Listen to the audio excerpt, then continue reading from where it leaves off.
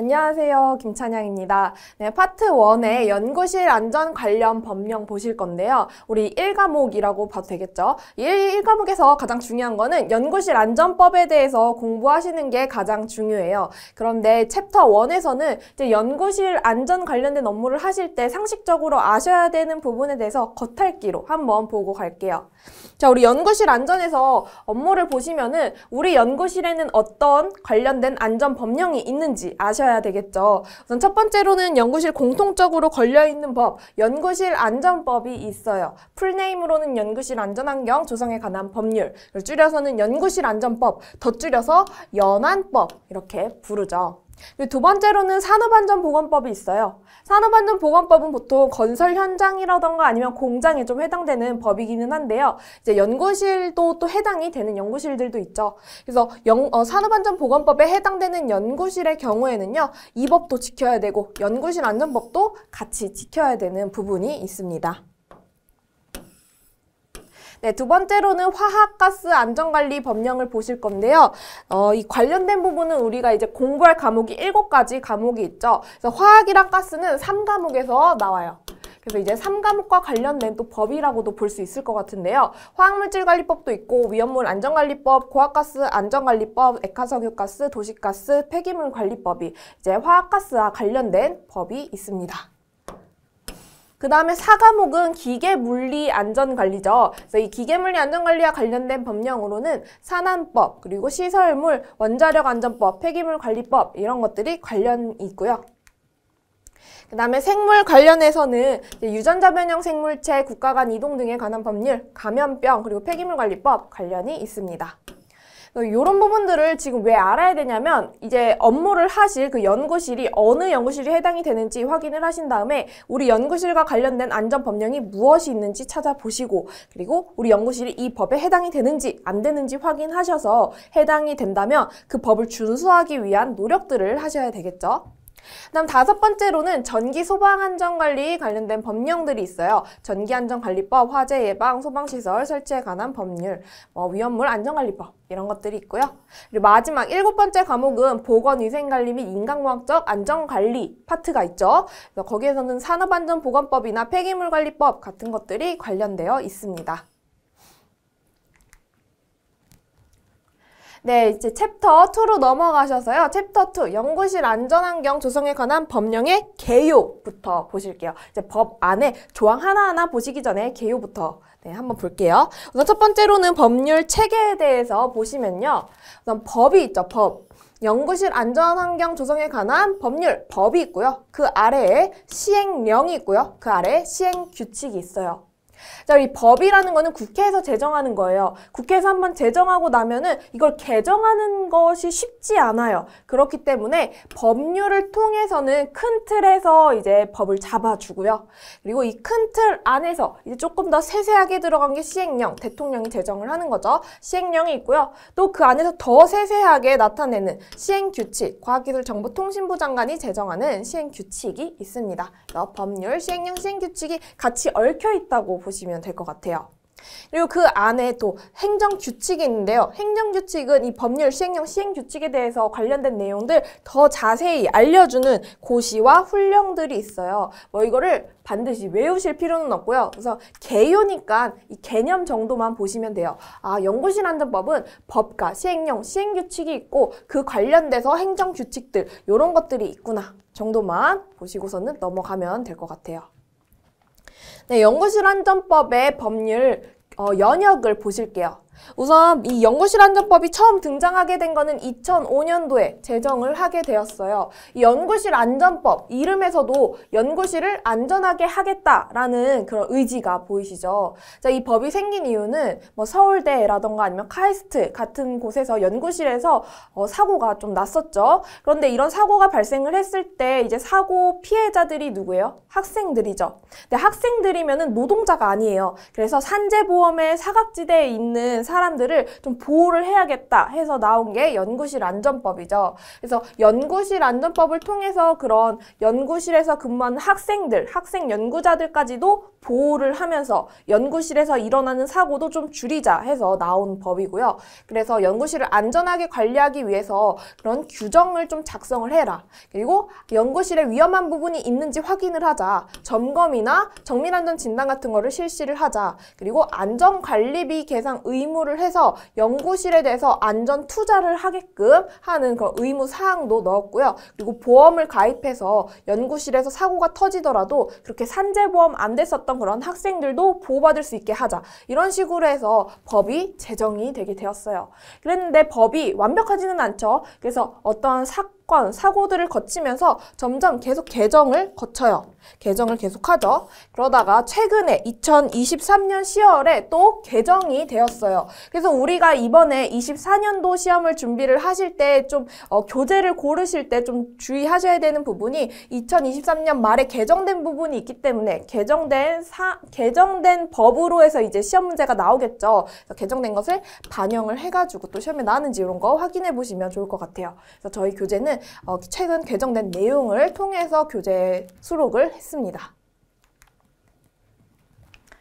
네, 이번에는 챕터 3로 넘어갈 건데요. 이제부터가 진짜 1과목 공부죠. 시험에 많이 나오는 부분, 연구실 안전법에 대해서 한 조항 한 조항 다 뜯어서 보시면 될 것 같아요. 우선 첫 번째, 이 연구실 안전법의 총칙이에요.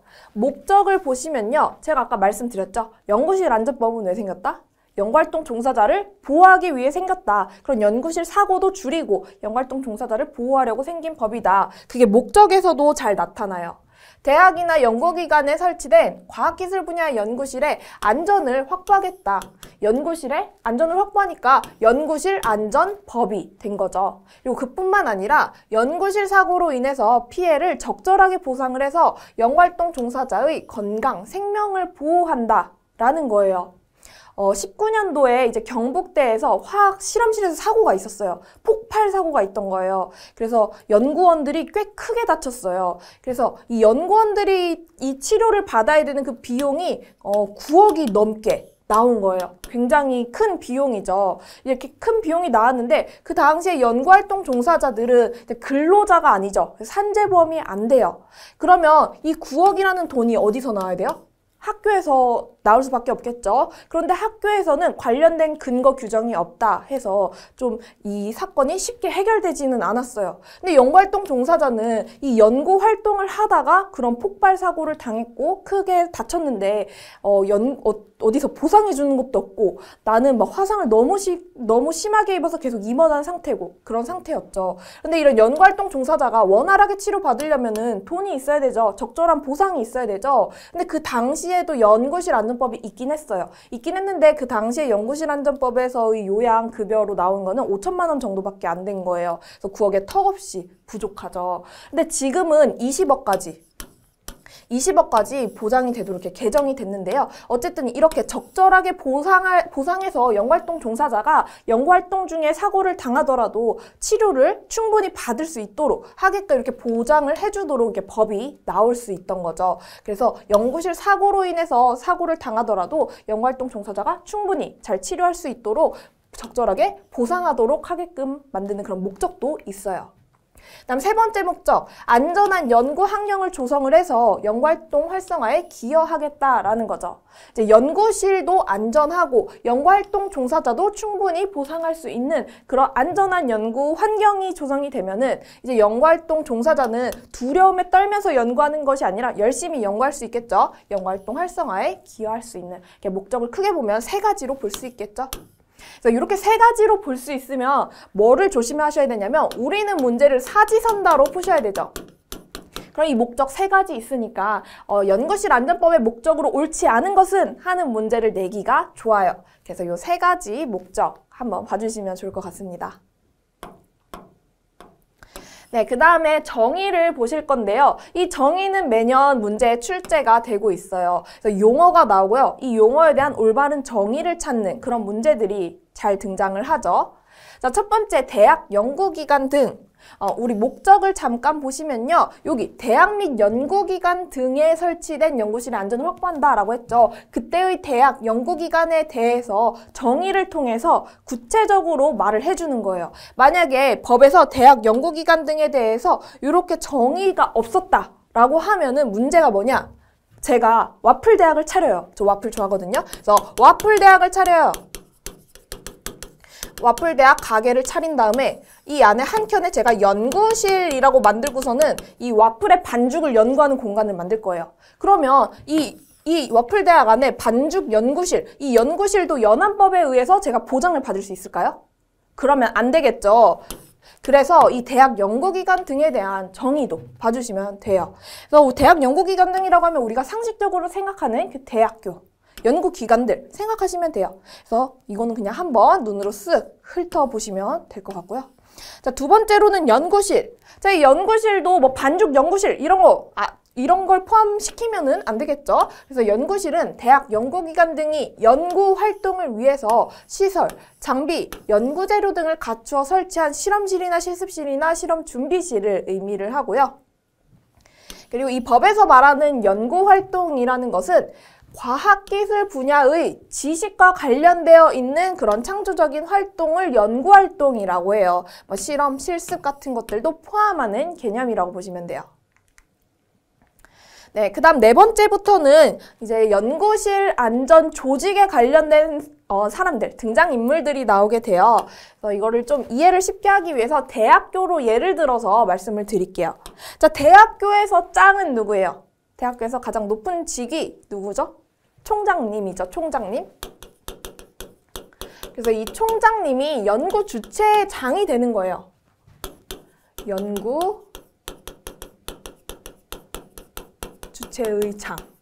그래서 연구 주체의 장은 누구냐? 대표자다, 연구실 소유자다, 소속 기관의 장이다 라고 표현할 수 있는 거죠. 그러면 대학교가 아니라 그냥 일반 연구기관이라고 하면은 뭐 연구소장님이 될 수도 있는 거고요. 뭐 대표님이 될 수 있겠죠. 그래서 대표, 총장이 이제 연구 주체의 장이라고 보시면 돼요.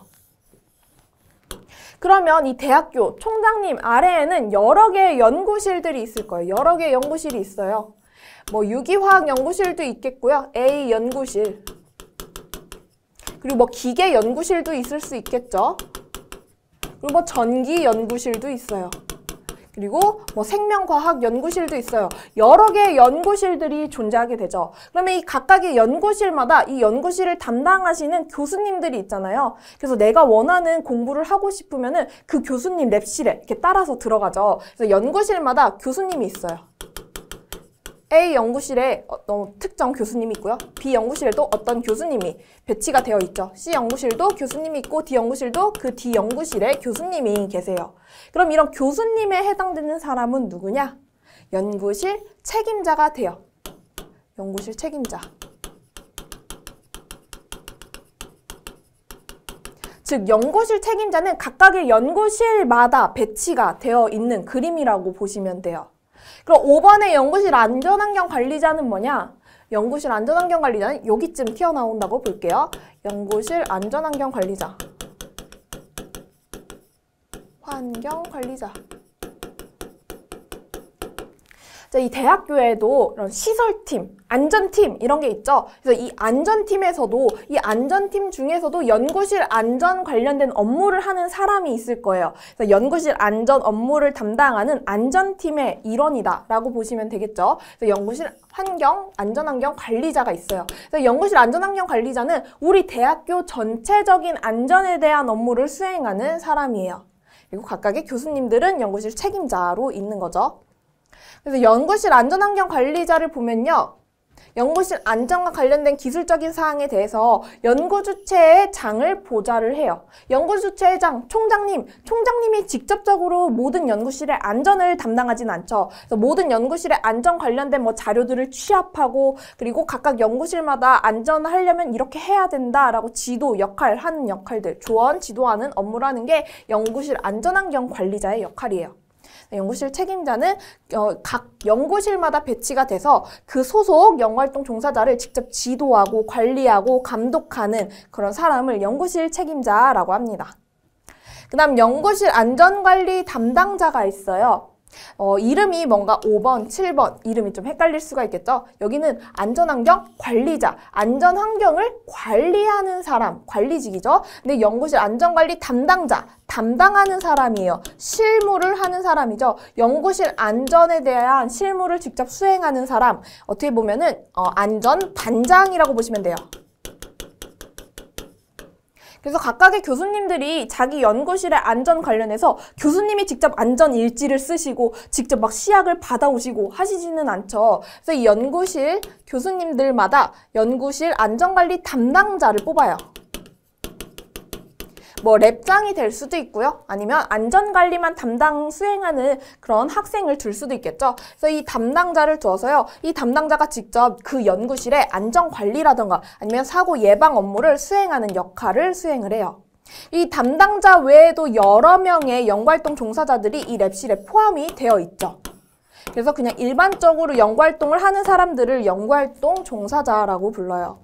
그래서 연구원이나 대학생이나 대학원생이나 연구보조원 등을 연구활동 종사자라고 부릅니다.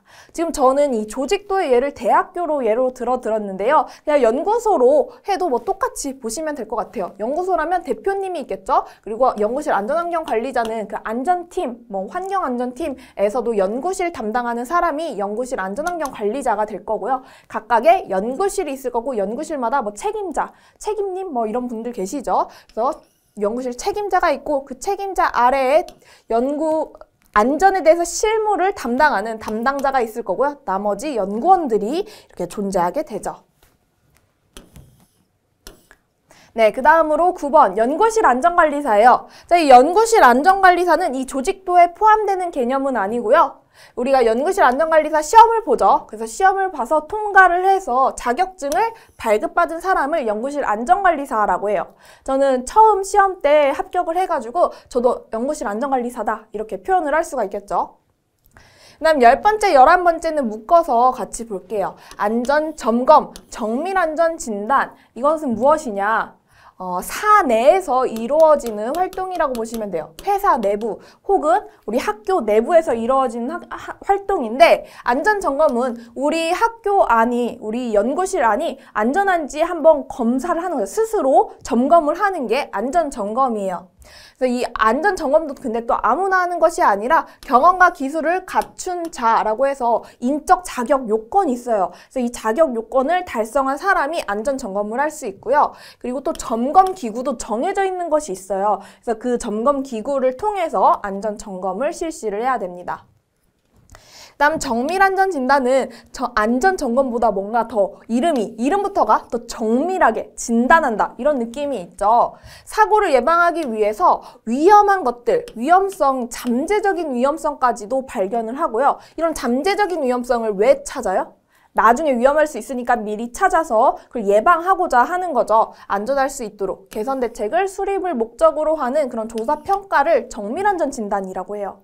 근데 우리가 이 정의에서 문제가 출제가 될 때 이 용어와 정의 이 연결을 잘 해주셔야 된다고 했죠. 여기 정밀안전진단을 가리고 요 설명이 등장을 하고 이 조사평가는 무엇인가 혹은 조사평가는 안전점검이다 라고 나오면 헷갈릴 수도 있겠죠. 그래서 안전점검에 대한 개념, 정밀안전진단에 대한 개념 확실히 알아두셔야 문제 푸실 때 헷갈리지 않으실 수 있어요.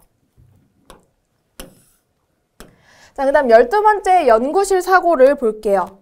자, 이 연구실 사고라는 거는요, 연구실에서 이루어진 사고다. 이렇게 단순하게 생각하시면 안 돼요. 이번에 법이 개정이 되면서요. 연구실에서 일어난 사고뿐만 아니라 연구활동이 수행되는 공간, 야외 공간이 될 수도 있는 거죠. 그래서 연구실 또는 연구활동이 수행되는 공간에서 연구활동과 관련해서 연구활동 종사자가 어떤 사고를 당한 것을 연구실 사고라고 해요. 이번에 개정된 내용이라 시험에 나올 확률이 굉장히 높다고 보고 있어요.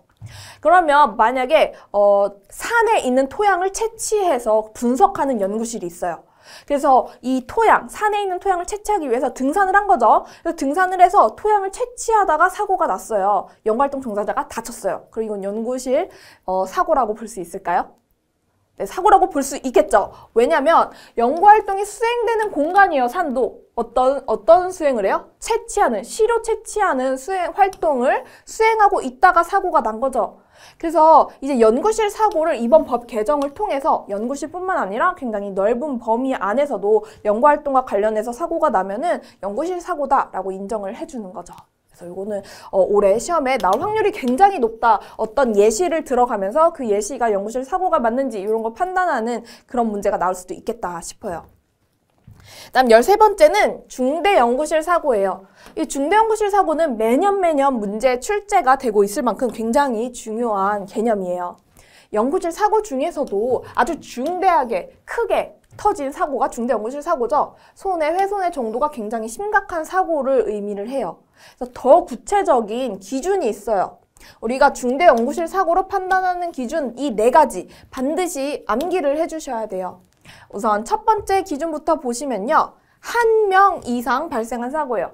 어떤 1명?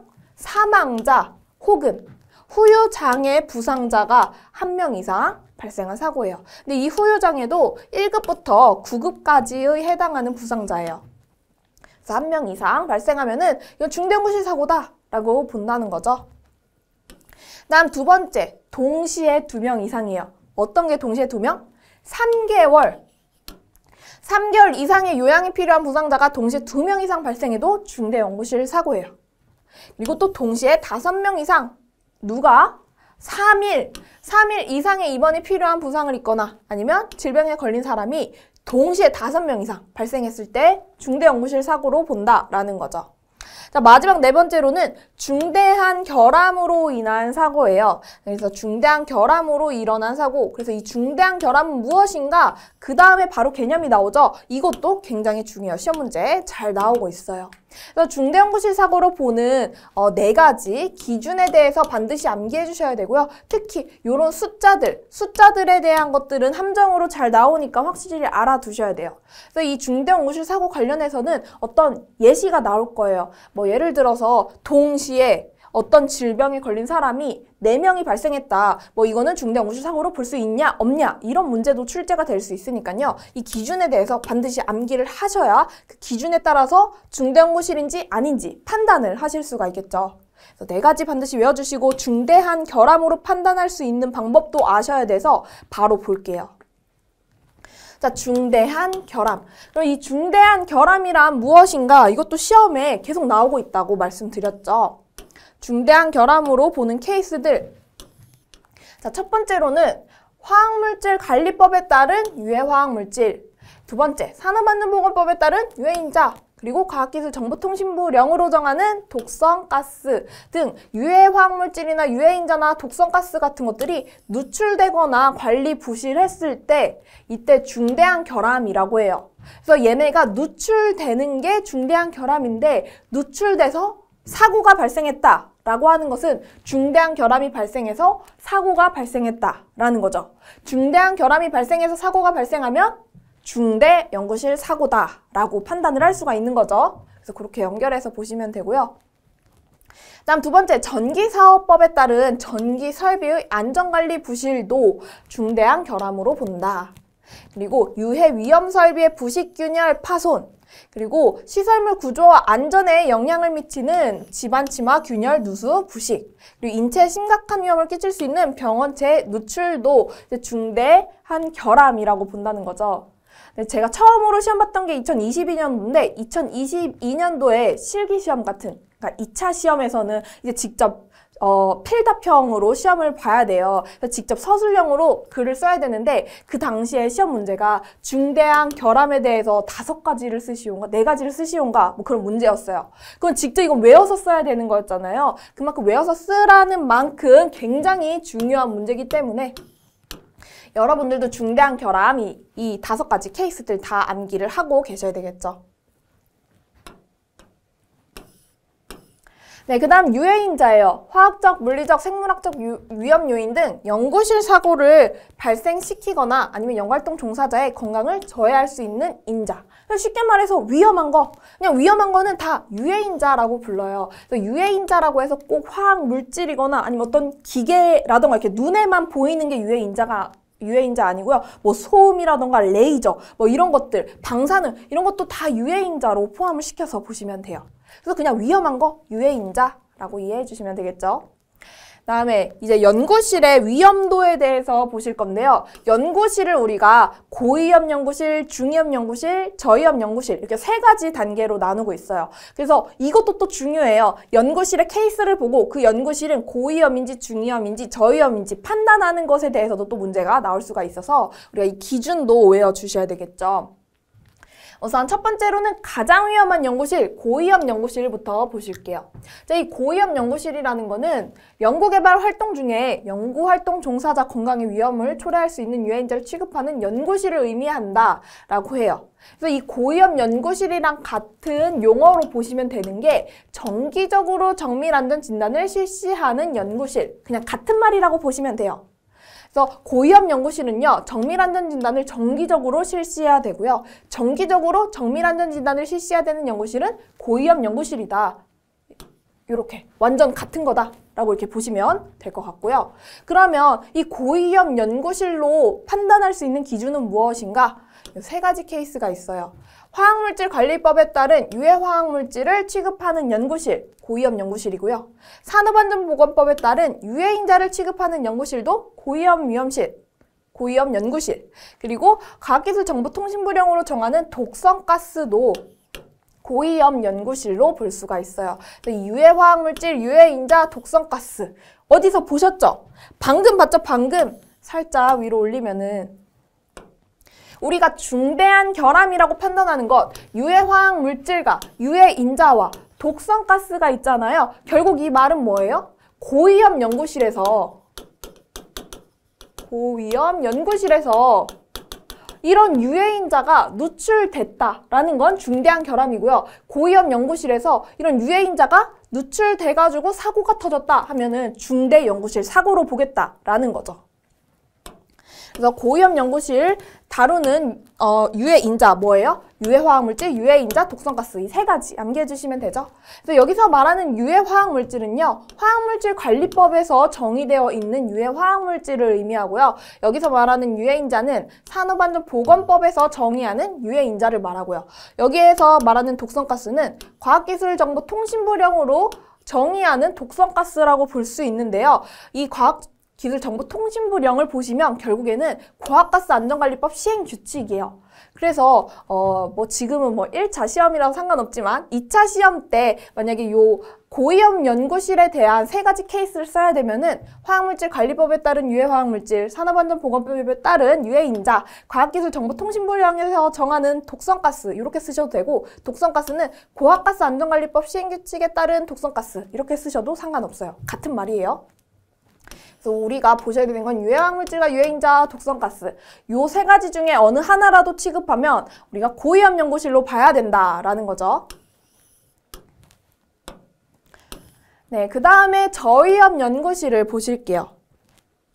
저위험 연구실은 연구실 종류 중에서는 가장 덜 위험한 연구실로 볼 수 있겠죠. 그래서 저위험 연구실은 유해인자를 취급하지 않아서 사고 발생 위험이 현저하게 낮은 연구실을 의미하고요. 그 저위험 연구실의 판단 기준을 보실게요. 제11조 2항 각 호의 연구실을 제외를 해요. 제11조 2항의 연구실이라고 하면은 이것은 고위험 연구실로 이해해 주시면 돼요.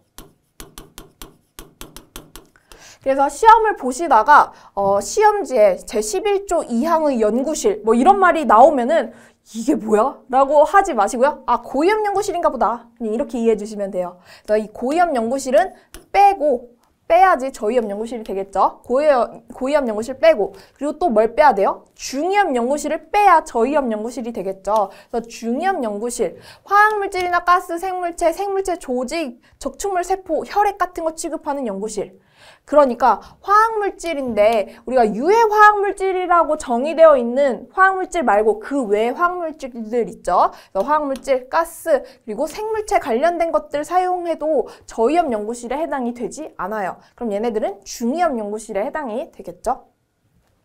그리고 산업안전보건법에 따른 어떤 기계, 기구, 설비, 그러니까 위험기구, 기계, 설비 같은 것들도 저위험 연구실에 해당되지 않아요. 자, 반대로 말하면 그럼 위험한 기계, 기구, 설비들은 중위험 연구실이다 라고 볼 수 있겠죠. 자, 마지막으로 중위험 연구실에 대한 개념, 고위험 연구실과 저위험 연구실에 해당하지 않는 연구실이 중위험 연구실이다 라고 보는 거죠. 그래서 중요한 거는 우리가 가장 중요한 고위험 연구실이죠. 그래서 고위험 연구실로 판단하는 기준은 반드시 암기해 주셔야 되고요. 저위험 연구실들은 뭐 이런 거 제외한다 라고 하는데 더 쉽게 이해를 하자면 컴퓨터만 있는 분석실 있죠, 분석실. 그런 것들이 저위험 연구실에 해당이 돼요. 기계도 없어야 되고 화학물질도 없어야 되고 생물체도 없어야 돼요. 그런데 연구실이에요. 그럼 보통 컴퓨터만 있는 그런 컴퓨터실 생각하시면 저위험 연구실을 떠올리실 때 그냥 이렇게 컴퓨터 분석실 이런 거 떠올리시면 좋을 것 같아요. 그리고 중위험 연구실을 떠올리실 때는 어떤 기계가 있다던가 아니면 어떤 생물체를 다룬다던가 하는 연구실들 떠올리시면 좋을 것 같아요. 네, 여기까지 해서 1강 마치도록 하고요. 1강에서는 법의 큰 틀에 대해서 봤었고, 그리고 정의, 목적과 정의를 봤었죠. 특히 정의 부분은 시험에 꼭 나오는 부분이기 때문에 그 용어와 개념에 대해서 확실하게 알아두시면 좋을 것 같습니다. 네, 고생 많으셨습니다. 감사합니다.